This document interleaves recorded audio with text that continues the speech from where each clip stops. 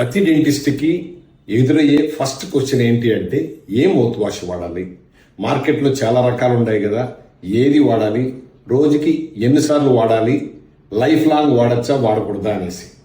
అసలు mouth wash వాడితే ఏమవుతుందో ఒక్కసారి చూద్దాం.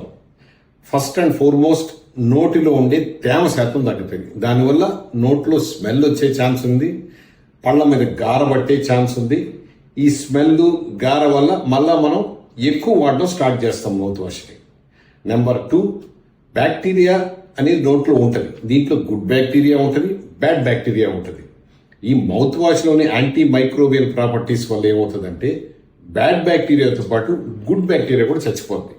దానివల్ల వేరే హెల్త్ ట్రబుల్స్ వస్తాయి. ఎలా ఉందంటే ఇది కొండ నాలుగు మందు వేస్తే ఉన్న నాలుగు ఊడిపోయినట్టు తయారవుతుంది.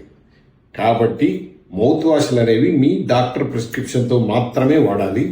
ఆయన చెప్పినంత కాలం మాత్రమే వాడాలి. మరి వేరే మౌత్ వాష్ లేదా అని అడుగుతారా? ఉంది. Best mouth wash water. Yes, plain water. అప్పుడప్పుడు నీళ్లతో నోరు బాగా పుక్కిలి చూసేస్తే సరిపోతుంది.